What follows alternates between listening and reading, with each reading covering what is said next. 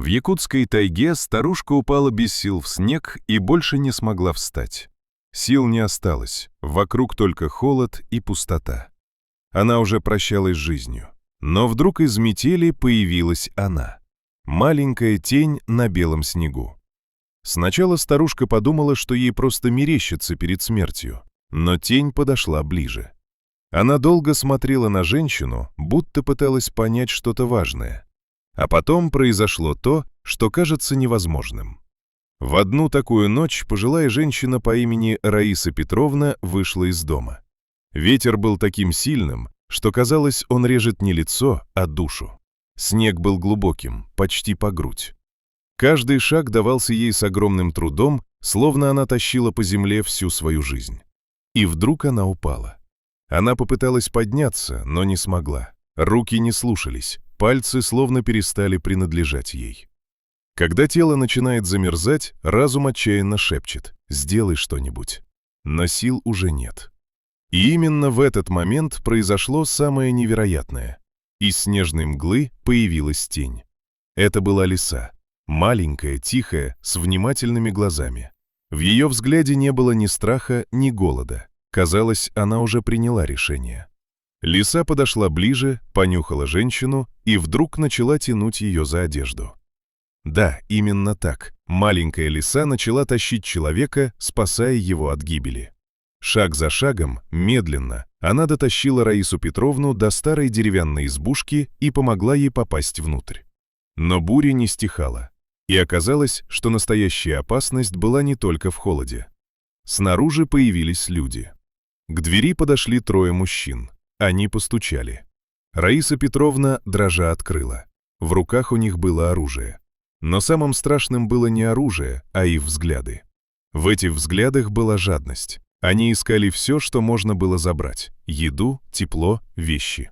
Женщина тихо спряталась у стены и задержала дыхание. Она понимала, если ее услышат, все закончится. Мужчины перевернули избу вверх дном. Раиса Петровна упала на пол. Она плакала, но даже плач не мог вырваться наружу. И вдруг она вспомнила о лисе. Она подняла ковер и открыла люк в подпол. Они вместе спустились в темноту. Лиса дрожала. Раиса Петровна тихо подняла руку, показывая знак молчать. Этот жест означал только одно: если мы выживем, то вместе.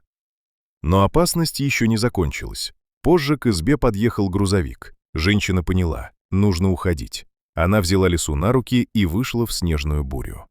Ветер толкал ее назад, словно сам мир не хотел ее отпускать. Но она шла, шаг за шагом. Наконец силы оставили ее. Она опустилась у дерева, посадила рядом лису, и они прижались друг к другу. Снег медленно укрывал их. Когда наступило утро, Раиса Петровна начала строить укрытие из снега. Руки дрожали, но она продолжала работать. И вдруг произошло еще одно маленькое чудо. Лиса стала приносить ветки. Она брала их зубами и складывала рядом с женщиной, будто помогала строить убежище. Маленькая лиса носила дрова. Внутри укрытия Раиса Петровна долго пыталась разжечь огонь. Трение, дым, обожженные пальцы, и, наконец, появилась маленькая искра. Крошечное пламя. Но это пламя означало жизнь.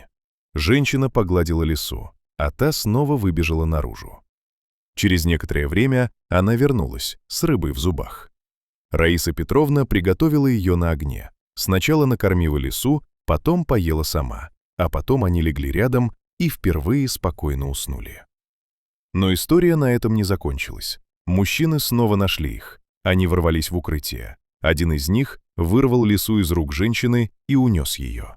Лису посадили в металлическую клетку и увезли на грузовике. Раиса Петровна упала на колени. Слезы текли по ее лицу.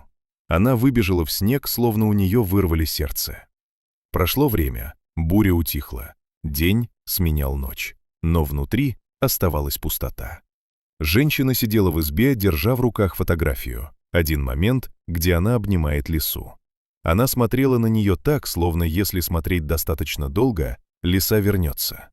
И однажды она заметила силуэт за окном.